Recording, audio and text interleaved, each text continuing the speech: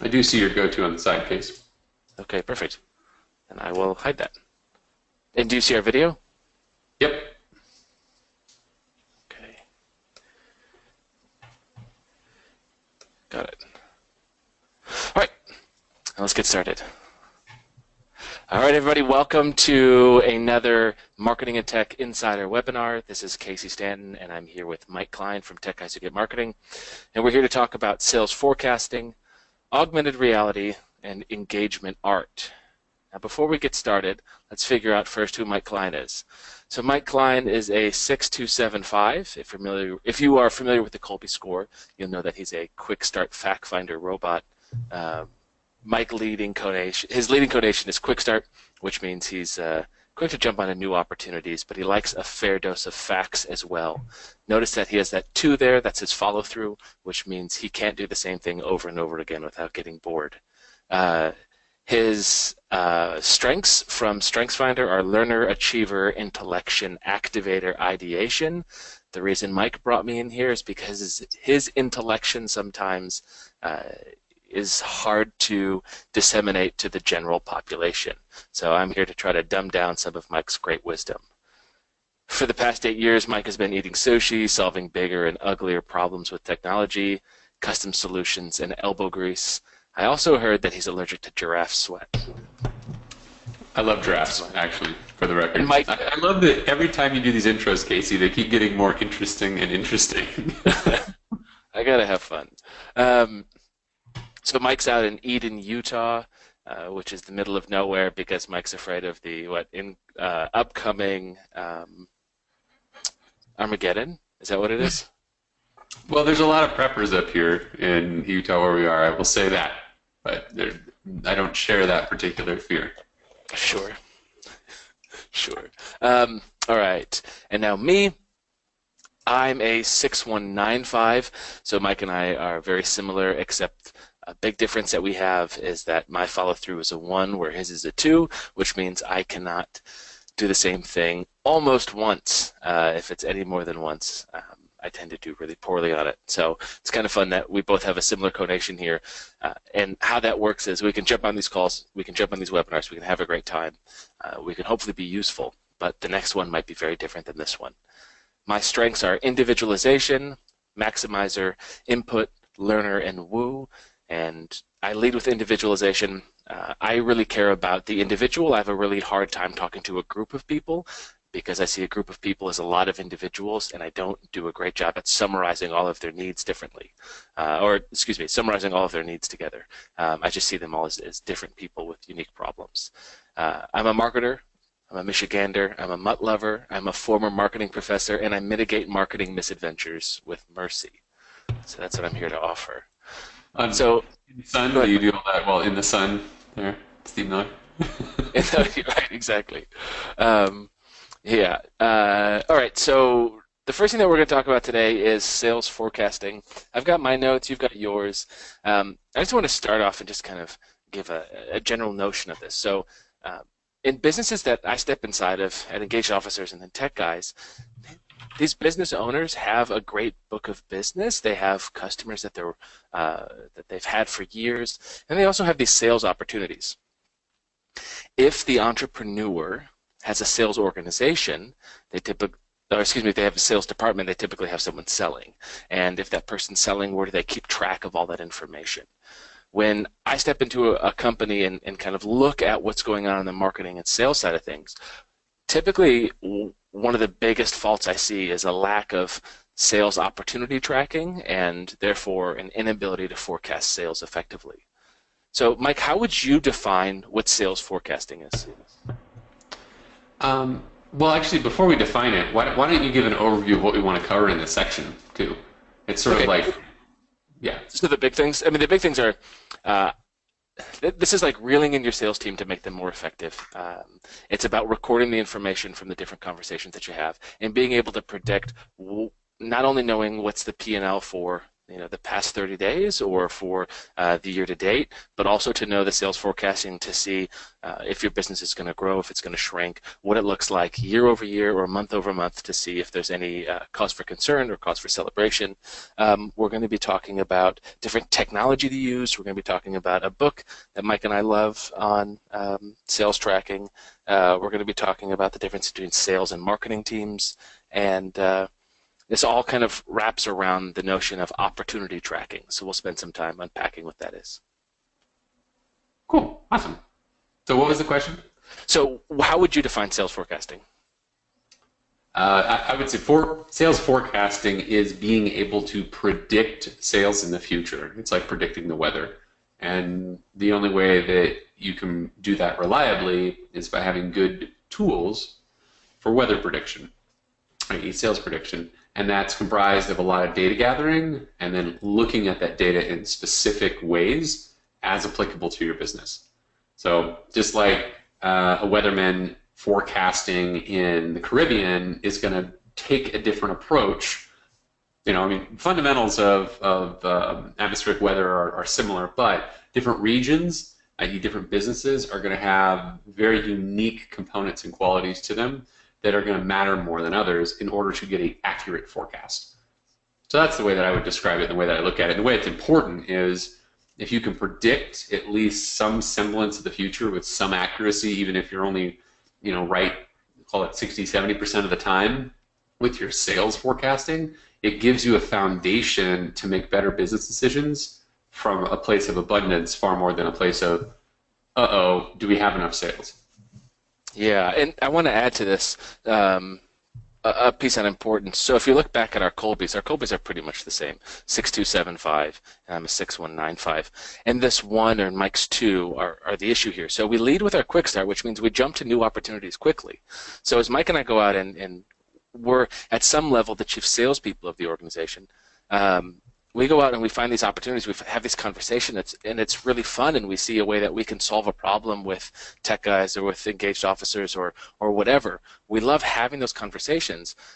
But then after that, a lot of times that excitement dies down, and unless we have a system that's like stupid proof, we're going to screw up and we're going to let opportunities slip through the cracks. And it's really hard to qualify an opportunity unless it's on paper. It's like, how do I know in my head, am I giving the biggest opportunities or the most important things the most resources? Or am I fighting with like a high school bully in my head again when I'm in the shower? Right? Like, what am I wasting those brain loops on? You still do that? No. I went to my middle school after like 10 years being gone and saw it. Well, that's what you're doing right now, right? You're up there visiting homeland? Yeah, I'm actually up in my childhood house. Yeah, up in northern Michigan. So I wanted to have just a quick story on sales forecasting. So I had a client at Engaged Officers. They came to us. They've got a great business, and they work in the B2B field, and they had a ton of leads that they were nurturing. But the person that was running the business was also the chief salesperson, and she didn't have a way to track these opportunities. She couldn't track the stage of them. Now, the word opportunity is a weird word, and it took me a while to get it. So let's talk about it like this. When you're selling something to someone, you have an individual. And we can call that person a business. At Tech Guys, we use a person, so we sell to the person, not to the business, because sometimes the person owns multiple businesses. And what we have is we have an opportunity to sell them. If you have a product, let's say it's a consultation, a paid consultation, like you're a doctor, you have an opportunity to sell them. If you can track the stage of that, someone says, hey, I'm interested in coming to see you. How do you track that? They said they were interested. You felt like, oh, yeah, they were pretty hot to come in and see me. Have they been followed up with adequately? What's the stage of them? Have they been closed? Do they come in and have an appointment? What's the lifetime value of that person? How many times have they come in to see you? That kind of tracking is really important. So an opportunity is the opportunity to sell someone a product or a service at a specific time. At Tech Guys, it's a custom development software and marketing company, and Tech Guys will produce all sorts of custom developments for different clients. We might have a client that has, I know we have some that have more than 20 opportunities against them. So it's one client, one person's name, who we had the opportunity to sell multiple solutions to. And some of them we'd win, some of them we'd get the business for, and others of them we'd lose. We'd lose either because someone had a better quote they felt like, or maybe it could happen internally, or it was just not a necessary opportunity. So we track these opportunities individually, and we track them by size, we track them by close date, and we track all the tasks specific to them in one screen on a piece of software that we like to use. Do you have anything to add to that, Mike? I think that's a good explanation of it. I mean, another way to say it too is, anybody attending these webinars is an opportunity for us as well to have another conversation, right? Sure. To see, are there needs that we could help fulfill? So just mindfulness that lots and lots and lots of things are opportunities, and with a high quick start, getting them recorded in a system is extremely important. So a lot of entrepreneurs kind of drop the ball on appropriate opportunity tracking, and I'm even at fault for that over the course of time. We've built a pretty robust sales, opportunity, sales forecasting, sales process system all on top of Salesforce.com for our internal use, for the very reason that I don't have that Colby skill of a high follow-through, and I need that system to support me. So really, sales forecasting is about doing the tracking and then looking forward. So all this opportunity data is useful, as Casey said. Some you're going to win, some you're going to lose. Recording both are equally as important as each other. Recording all of the calls that you had logged against those opportunities is important, so that we can look at a winning opportunity and a losing opportunity and say, what are the attributes? Okay, well, it looks like most of the opportunities we close within 2 phone calls, and it's deals of this size. Mm-hmm. That seems to be our sweet spot. Okay, cool. Well, how many like that have come in the past month? What about the month before? What about the month before that? And you can start to see trends if you just look at the data, but it starts with recording it. So, yeah, it's awesome. And being able to track not just the individual, but tracking the opportunity, that way you can propose multiple solutions that could potentially solve the problem. If you sell multiple products, they might be interested in buying a couple $100 product, or maybe it's a $2,000 course, or maybe it's the $10,000 face-to-face time with you, whatever it is. These are different opportunities to track. And the great thing about this is we can reference the opportunity record, the account record at a later date. So an account would be Mike Cline, and Mike would have 10 or 20 opportunities against him where I tried to sell him a product or a service at different times for different amounts for different needs.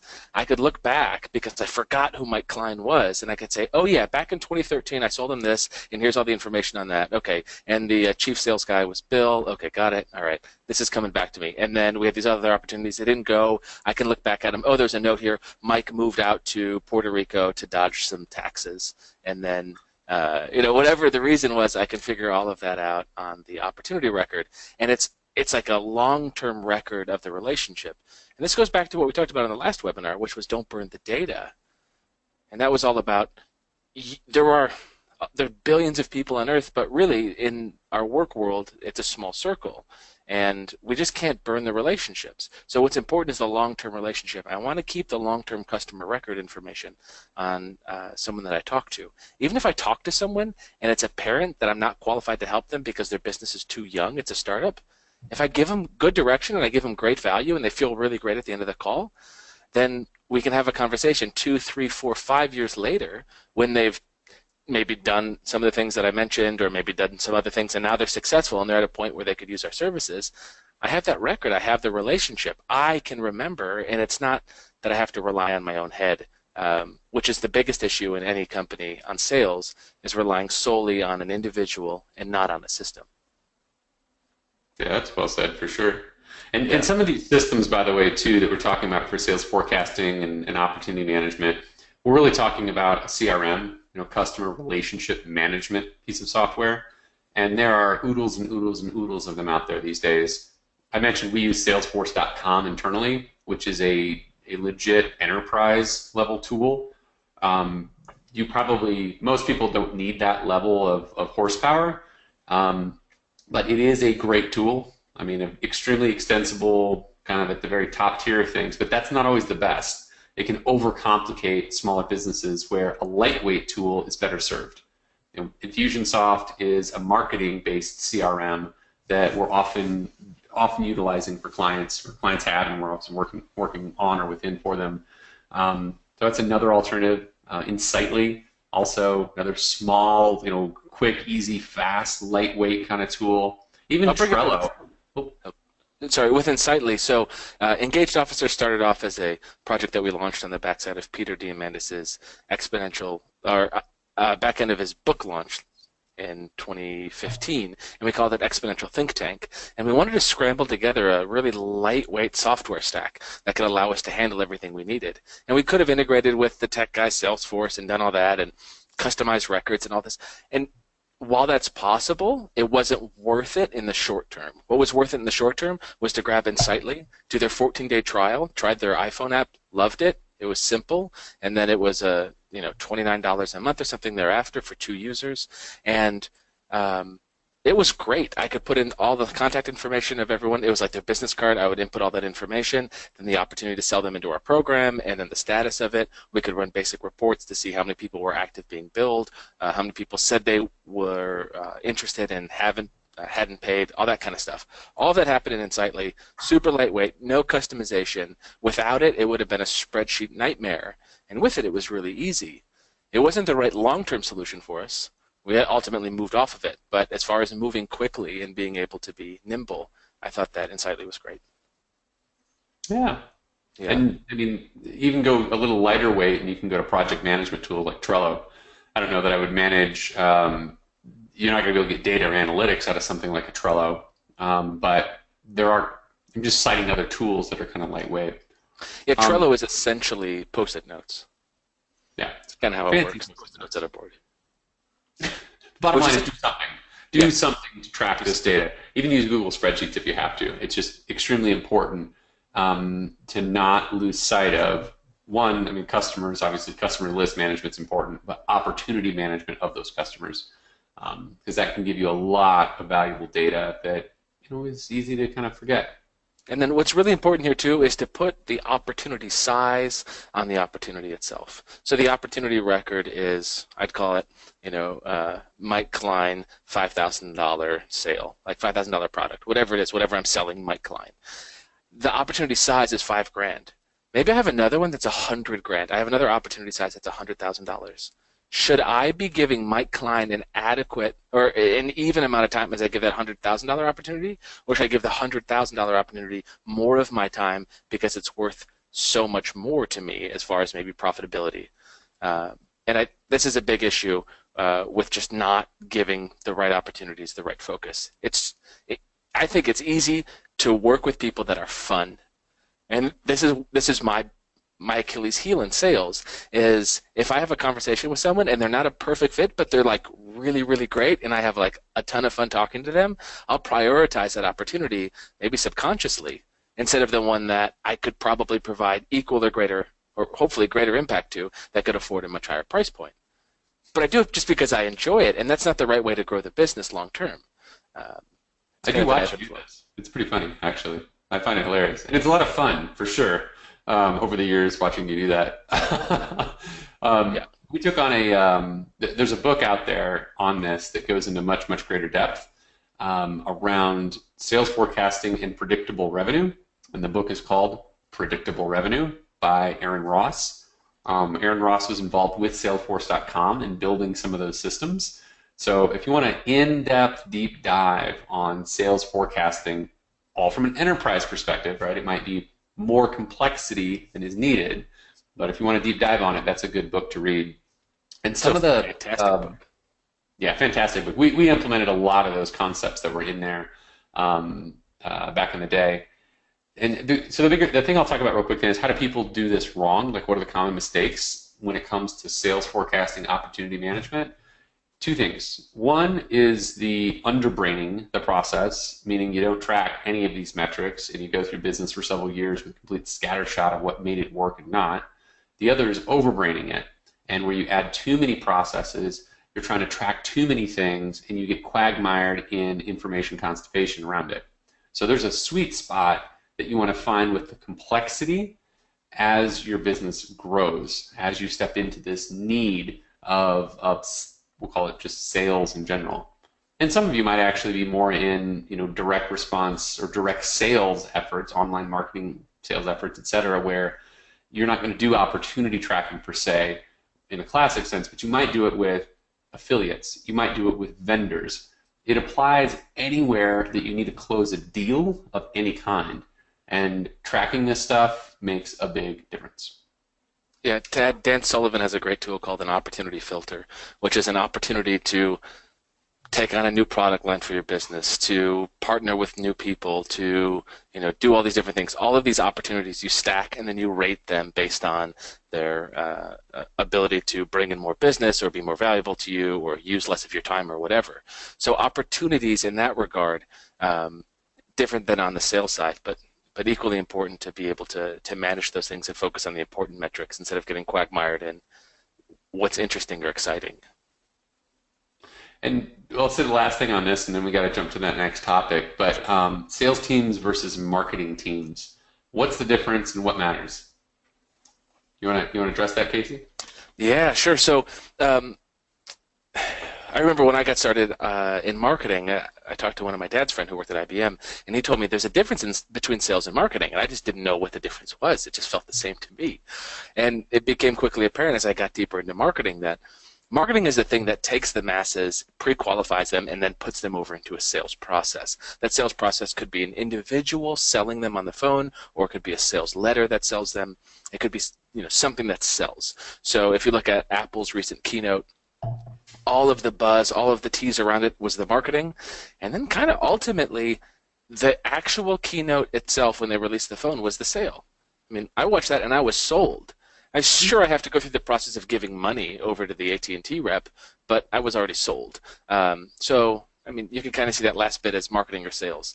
But marketing is the thing that brings leads into the business that are qualified, and sales then converts qualified people into buyers. And instead of one more, I'll say it one other way too, is it's marketing is the thing that gets the crowd around the stage, and selling is what happens, what the guy is doing on the stage. And those two can be coupled. If you really understand your sales message, you can automate your sales message and wrap it in with your marketing. And that's so much of what we do with within Tech Guys and all the online digital services. Yeah, great. Okay, cool. Let's move on to the next one, which you know so much about and I know so little about. So let's figure out how do we make augmented reality. How is augmented reality coming into the the space of the entrepreneur, of the inventor, of just the layperson, and what is augmented reality? Well, I mean, I think with your current Pokemon Go level, you're more qualified, Casey, to talk 21. about. Too missed it. So we may have brushed on this in a previous webinar as well, but so augmented reality is the digital overlay onto the physical world. So the kind of most prominent device out there in augmented reality right now is the Microsoft HoloLens, HOLOLENS. You can look it up, look up Microsoft's demo of it. Amazing looking piece of hardware. And effectively what we're able to do is create virtual spaces in our normal reality context. So I could be walking into the kitchen and there could be a video playing on the front surface of my fridge, virtually, as a hologram that's laid over reality. I could be interfacing in an entire game environment that's coming out of my desk in front of me here, interfacing with it. I could be doing CAD design work virtually in front of me on the table, picking up a virtual wrench and putting on a virtual bolt. The opportunities for augmented are massive. And in the way I see it, augmented reality is actually going to replace the mobile phone. But I don't know if it's going to replace it with a wearable headset. Google Glass was kind of a first foray into wearables, but it's by no means anything close to what the HoloLens is with augmented reality. But Google has been working on a contact lens project for a long time. And I have a feeling when we get to that stage and we can get the tech miniaturized enough, augmented reality as a contact tool or a contact lens on our eye is going to be the tool that replaces the mobile phone. You'll have that full computational interface. It'll also replace the desktop computer in a lot of ways. But virtual reality, on the other hand, will still be a very separate thing from augmented reality. And virtual reality is what you're probably hearing a lot of right now on the news with the HTC Vive and the Oculus Rift, and those are immersive, complete immersive virtual worlds that can really extend the way that we interact in ways we haven't even thought of yet. And both are very exciting technologies. Augmented reality kind of got a big shot in the arm this year, which, by the way, you can have your phone using its camera and looking through the screen. I can see augmented reality overlay of the physical world. Right? That's another way that augmented has started to come. Now, this is a little clunkier. It's not immersive, and you get a small field of view with the phone. We're talking a headset or contacts, the field of view, the experience is immersive, and that's kind of like when and where and how is this technology going to catch on. Immersion is one of the key parts to it. But Casey, I'll let you talk about Pokemon. Yeah, sure. So, I mean, Pokemon, I think, is interesting in so much as at the keynote last week, Apple announced that they're making sure that Pokemon Go is going to be able to fit on the Apple Watch. And that's probably going to be for finding the Pokemon, so it's not going to actually be the augmented reality. But it really is the first game that's had such massive adoption that's used augmented reality. And it's a battery suck, and it's awful, but it's still a neat proof of concept. People enjoy it, and it's an addicting game. We've got a client at Tech Guys who we've worked with for many years, a good friend of ours, and he's in the kitchen cabinet business, and an idea that Mike threw out a long time ago, which we'll talk about why it didn't work, but the idea was for kitchen cabinets, how hard is it for you to design your own kitchen from your house? I don't have... If we go back to the Colby score, I'm not a high enough implementer, long enough implementer to be, a short enough implementer to be really great in my head to be able to map everything out. I'm right in the middle, so I'm like just too dysfunctional. I can't visualize my kitchen with different cabinets in it. I couldn't do it. So this idea was, what if you had an iPad app, which you just catted out your kitchen, so you just did a tape measure and taped off the little area, and you said, okay, this is what my kitchen looks like. You give it, and you say, this is where my current island is. Okay, perfect. And then you just drag and drop different cabinets, and then you pull the thing up and look through it, and the camera shows you the actual house, but what you're seeing is an augmented overlay of these new cabinets there. What would happen if that was the reality? It'd be pretty cool.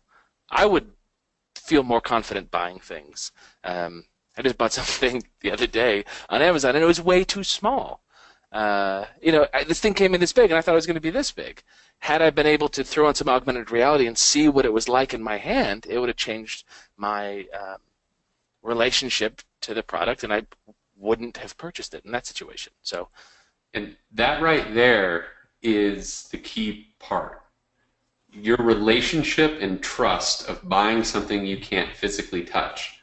E-commerce that's the biggest problem with e-commerce, right? Like, how often are you buying clothes online? Maybe more now, but back in the beginning, that was the last thing you were going to buy. I buy computer parts online all day long, no problem.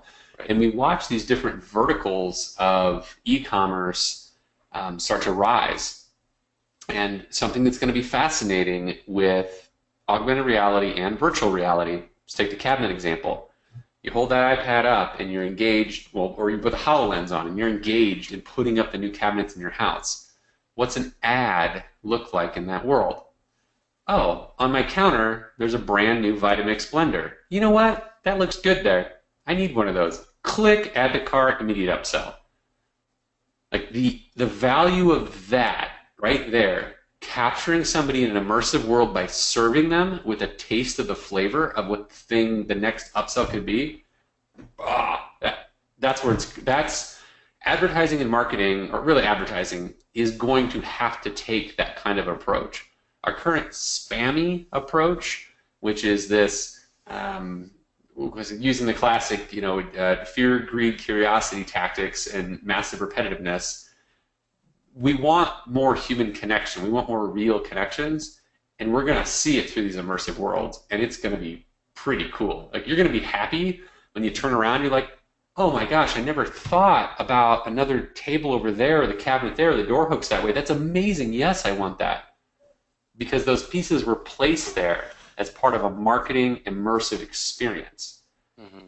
So I'm really excited to see where it goes. It's all of these tools are going to force better marketing, and it's going to help eliminate some of the, I think we'll call it just spam, that I'm going to classify a lot as spam, right? Garbage information being thrown at you violently. Getting rid of that and making it only the stuff that you want to see, need to see, that will tickle your fancy, that's the next wave of this. Yeah. Yeah, right on. So I think this is coming into the consumer space pretty quickly. There's some new tech that's coming out that I think you're a little more abreast on. One thing that has been going on online is the CEO of Snapchat has had these circle glasses with like little cameras on the side, and he's been like caught, out at a baseball game with them on, and it's this big to-do. Well, it's no secret that Snapchat is pulling in augmented reality developers to figure something out. We don't know what they're figuring out, but if it's a wearable and you can do like goofy Snapchat faces, I don't know the implications of that, but it's interesting because Snapchat's worth what? What did you read yesterday? 5 billion? No, 50? 18. 18 billion? I think that's what the article said we were looking at yesterday. Yeah, and I don't even touch it. I stay clear. I steer clear of Snapchat. So what are these other devices that are out that you're interested in? Is there anything specific? Well, the HTC Vive, I haven't got to play with one yet. I mean, I have an Oculus here. We've been looking at the Vive, particularly for some of the art and design tools. So we asked, and that's virtual reality, right? That's full virtual immersive. It's not just augmented. But I'm very curious to see how much more efficiency can be gained using virtual environment development tools. So for the Vive, there's a tool out there called Tilt Brush that's made by Google. It's an open source virtual reality 3D environment, call it painting application. It's by no means Photoshop. It's better than Microsoft Paint, but it's kind of the first foray into crafting in these virtual spaces. I'm the most excited there because those industries, when we have people, we have designers, both engineering designers and graphical designers, being able to get ideas out of their head much faster. That means it gets into retail hands much, much faster. It means it gets into the world much faster, which means we accelerate more and more and more. So you combine like full 3D immersive development, CAD design, with concepts of like 3D printing. Out of a small room, you could build prototypes of things that would have taken, a year to build before, that you do in a weekend with some friends, and a collaboration environment, right? Multiple people in the same virtual space working together, like no different than multiple people in a shop turning wrenches together or welding on a big sculpture. I would say this quick, two cases that I was using the Oculus a couple weeks back, and there's a tool called AltSpace VR. And AltSpace is, think of like MySpace, sort of, kind of, AltSpace. You're a character, you go in there, you can develop in this environment, interact with others, and I actually played a round of Cards Against Humanity in like a little basement pub in virtual space. We're reading the cards out loud, we're engaging with each other. It's absolutely ridiculous. I was stunned to have that experience. And I think it was maybe just a week ago now, or 2 weeks ago, I got an email that like I was there playing with some of the developers as part of a beta before they released it. It was called Holograms Against Humanity, was the digital version they made. But things like that, I mean, virtual game space engagement. And so go ahead. Do you feel like you could be kind of alone in life? You could live by yourself, and if you had that, you would feel a level of human connection? It's getting there. And I think Second Life, the community that is Second Life, that's an amazing story to follow. I mean, that company and its sustained user base that's been stagnant. Second Life and Reddit both have similar cutting-edge concepts that part of the world understands, but haven't matured enough to become fully established. And with Second Life, it's about computer horsepower. I think it was the founder came and spoke at one of our events a year and a half ago, Peter's event. and the discussion was around facial expressions and micro expressions, and we can start getting that dialed in virtual space with camera tech, etc. The human connection, the depth of it, goes up significantly, and we start to accept the virtual space, far more than we currently do. Yeah, awesome. Cool. As we wrap augmented reality, anything left? Well, with Augmented, we were signed up to get a HoloLens on like the third wave of developer releases, and like the week before we got our notification that we could get one, Microsoft, I don't know if some of you may have been affected, decided to do the forced upgrade to Windows 10 for people, and I was just really disenchanted with the way they handled it, all of those pieces. So really? Actually, so you backed out? Say again? You backed out then? Yeah. I actually had my main Windows 7 machine affected. It attempted to completely convert itself one day by itself as I was sitting here, just like this, talking, and it tried to do it. And anyways, Microsoft's done some weird things over the years. I don't know if they're going to be the front runner with the augmented space. It's interesting that you got Snapchat in the mix with the glasses and whatnot. I mean, it'll be interesting to see how all this unfolds. I'm really excited for Steam, though, with the HTC Vive. And that's so cool. So Steam is, and I'm not much of a gamer, but Steam is the place where you get games? Is that how I understand it? It's not just that. It's a game company that built the platform. They make games as well, but it's an entire community of being able to digitally game. So a lot of games get released, for Windows, for Mac, and for Steam. And Steam is the one that's becoming the most popular as a platform for easy purchasing, downloading, management of it, like compatibility. It's a great little marketplace. And the company is awesome. It's fully decentralized. I mean, just the history of Steam itself, and their employee manual is public, but they've done a lot of really cool, like corporate, very evolved corporation, we'll say. And then this project was one where they said, let's get into this space. Let's get into the virtual reality space. How do we do it? Cool. Make Magazine, which is one that I get, did a whole cover on it. And it was our whole history of it. It was incredible at the speed that Steam was able to step into this space after the work the Oculus has done, everybody has played in it, and get the traction they have, and to partner with HTC is really, really neat. Super cool. Okay, great. All right, now let's move on to the grab bag topic of the week, which is Mike's ideas behind engagement art. What's engagement art, Mike? I don't know. Yeah, I don't either. I got a good riff on this one that I'm very interested to share, because it ties into the virtual reality and augmented reality spaces, and the statement you made about could you be totally alone and be fulfilled with human connection with these tools and where they're going. Engagement art itself, I've gotten into the art space just in the past 4 years, kind of stumbled into it out of the need to kind of get back to my roots, which was working on cars. And after having attended Burning Man, which is a very interesting art and music festival in the Nevada desert that happens every year, I was inclined to create an art car. And we sat around for a while thinking about what should we create.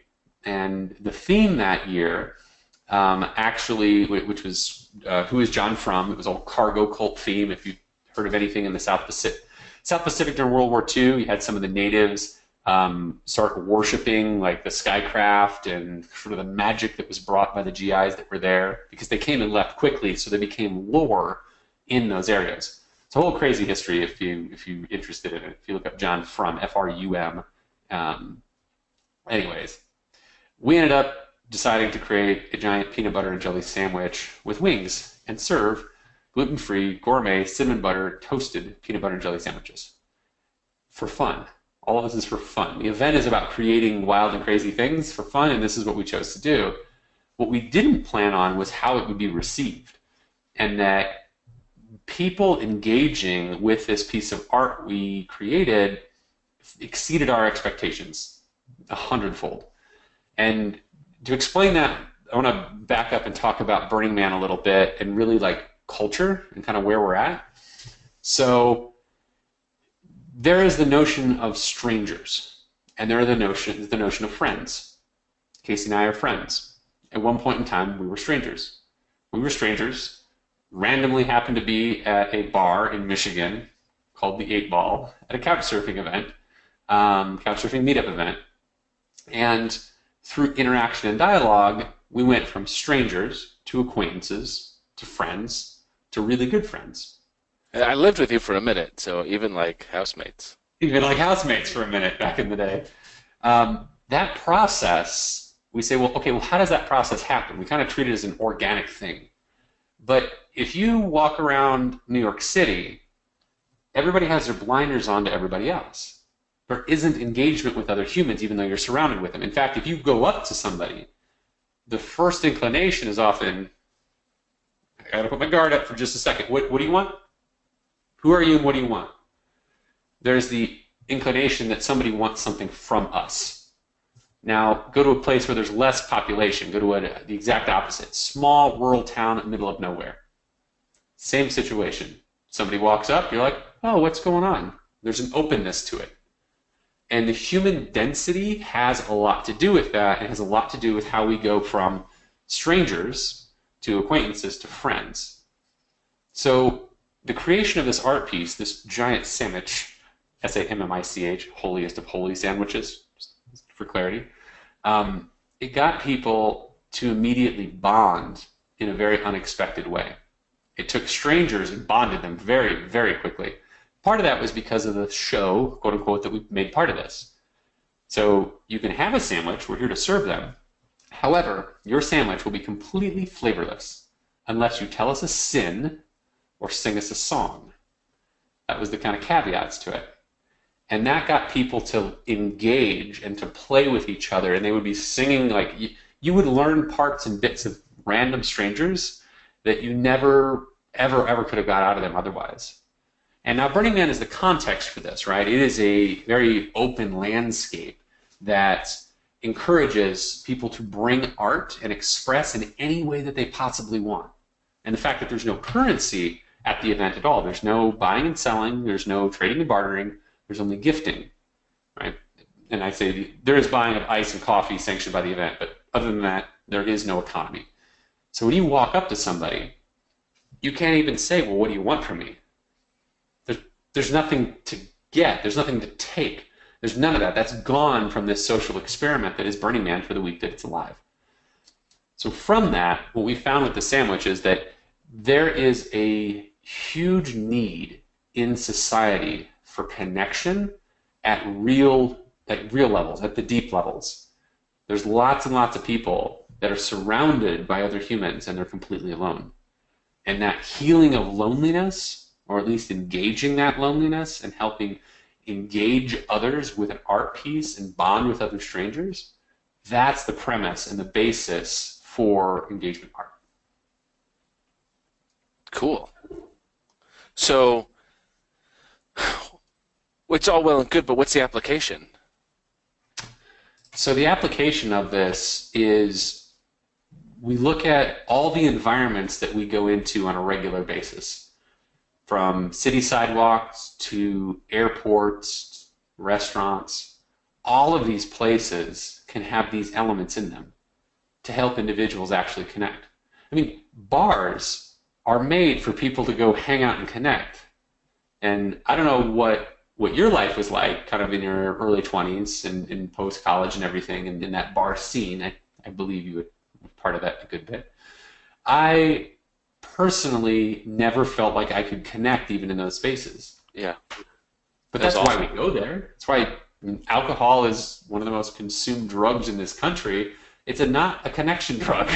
It's not what it does at the core of it, but we want that, and that's a tool that we have set up socially. So application is the art pieces can act as a symbol to it, and they can help foster it. I'm personally interested to build more weird and wacky art cars that really act as marketing vehicles. Because we've So, done a couple now. so in this regard, so I've got a black dog, Pepper, and I love my dog. I take her with me, kind of a lot of places here. She comes down the stairs to see me, and because she's a black dog, at night when I take her out, when we were living in New Orleans specifically, I could go everywhere with her. She'd get stepped on. We'd go out to a bar, we'd go to a party, she'd get stepped on because she's a black dog at night. So I'd started dressing her up. And it was the act of her like wearing a dress out or like having a lobster costume on in a month that wasn't October. That just like started so many fun conversations. And people approached us, we had conversations, you got the weird people who love dogs too much, but then you just, had some really fun conversations with people. And it was a whole lot different than like seeking a connection and it just kind of coming to me. So do you feel like that's an application of engagement art? Yeah, it's just showing up, and that's you, like, stepping into showing up, regardless of what, like, ridicule could have occurred. You're like, no, this is going to be fun. I'm going to own this thing. I'm going to put the dress on the dog, and we're going to go. And Pepper looks great in a dress, by the way, I have to say. Your dog in a dress is pretty awesome. But it does start with the individual stepping into expressing their own creativity, their own creation energy, for that to come back. But that's what creates community. Like, that is community in the modern age, because in the past, community was about survival and about physical survival. Now it's about mental, emotional, psychological survival. And this is part of the transition. And it really goes back to what we all wanted when we were 8 years old, just to play. Right. All we want to do as humans is play. And it gets masked with all this other stuff. Making money, having a nice house, collecting shit. Right, you got it. So this whole project, the engagement art project, and having built the sandwich, building a couple other art cars, doing a couple static pieces, it's been a lot of fun. It's been very educational, and I'm excited to do a few more and just kind of see where it goes. I have no idea if I'll forget this tech stuff and all this that we've done. I'm gonna go make art. Who knows? My quick start might be high enough. I'm not sure. Right? It might be. You might not finish it, but at least you'll start it. Yes. All right, so let's wrap. I want to just do some big nuggets and then an offer right at the end. So let's recap going backwards. Engagement art. What's the takeaway that you want people to have? What's the one takeaway? Is it do something that's outside of your comfort zone a bit more to showcase who you really are so people can see that? I would say the big takeaway there is openness, in that we all are the same. We all want the same thing at the core, even if we don't know it. If we're not living in abundance, but we're living in scarcity, it'll come out one way. If we're living in abundance, that abundant mindset, we're the ones that can open that door. So as you live mentally and in a state of mental abundance, recognize those that are living in scarcity. And when the opportunity presents itself to be open and to facilitate community, you will be very happy with the outcome. Great. Awesome. All right. Augmented reality. One big takeaway. Keep an eye on it. Keep watching it. Whatever industry you're in, start noodling on how it can apply and keep an eye on it, because it's going to come very, very fast. If you thought mobile came fast, this stuff's going to come faster. And the next iteration beyond this, it's going to come faster as well. VR is first, in my mind, at least from a deep, generalized usage perspective, but I could be completely wrong. So just keep an eye on it. Yeah, it's going to be interesting. And even businesses that are grossly removed from tech, they still have the potential for application. Even just the transmission of information. What if your professor walked around your house instead of going to school, right? And he was there with you, or she was there with you, whatever. Like, that would just change. That would change the dynamic, and that's maybe real estate sales, viewing houses. No, you're going to walk through them. You're going to be in an office, and you're going to go through them in depth with a guide, kind of thing. Yeah. Awesome. All right. And sales forecasting, biggest nuggets to take away. What you got? Track. Do something. Do something. Just do something. Yeah. Like, be mindful of opportunity in sales management. Um, uh, that's the big one there. On the virtual reality or augmented, if you have an opportunity to try out any of the headsets at any of the electronics, consumer electronics show or anywhere, do it.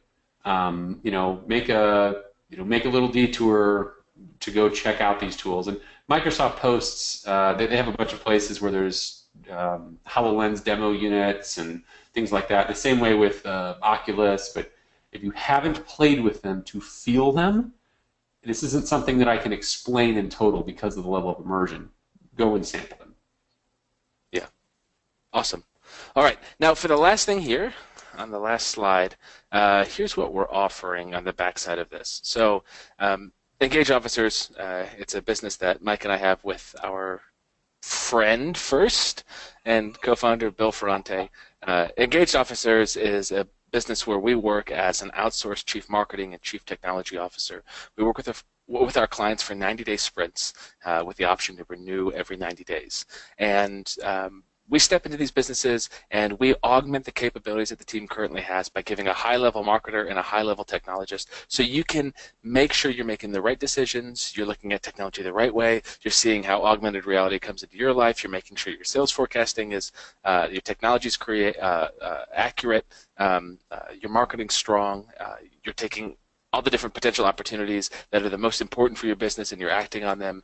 And we're there to facilitate conversations. We have a unique process that we drive our clients through, and we get some pretty serious results. So what we offer on the front end is a $5,000 marketing and tech audit, and this audit is a 90-minute deep dive. I just came back from JJ Verdon's Mindshare Summit a couple weeks ago, and I have a ton of these audits scheduled. So I'm actually a little short on time right now, but we just had some time free up Monday and Tuesday of next week, and I can take up to 4 audits. What we're offering is this $5,000 audit that we've charged for $250, and that's the price. You pay us on completion of the audit if you're happy with it, and we'll sit with you for 90 minutes. We'll unpack your business in totality. We'll figure out your marketing, your technology. We'll figure out your sales strategy. We'll figure out your management, all sorts of things in your business, and we'll hand you a roadmap at the end of it. The hope is that that roadmap, it may or may not need tech guys to do some implementation. It may or may not need engaged officers for the long-term commitment to support you. But at a minimum, there's been no client, there's been no prospect that we've talked to in a marketing and tech audit who hasn't said, this was absolutely worth my time. We've been able to shortcut success by making sure they're focusing on the success of a campaign instead of on the traffic source. We take away all of the jargon around marketing and technology tools that sometimes can kerfluffle an entrepreneur. So if that sounds like a position that you're in, I encourage you to sign up for the audit. It's engagedofficers.com/audit. We'll ask you a couple questions about business size, about number of employees. Do you have marketers and tech people on staff? Because we want to know these things so that we can give you a solution in the end that best supports you. So if that sounds like a good fit for you, go ahead and fill that out. At the end of that call, we'll ask for your credit card number and whack you. And that wraps it for us. Mike, any parting words? No, if you have any questions, just reach out. Happy to continue the conversation on all fronts here. Thoroughly love both the topics of technology, marketing, and weird and wacky things. Yeah, absolutely. All right, and send us your favorite dog photo and address. That's true. All right, see y'all. Take care.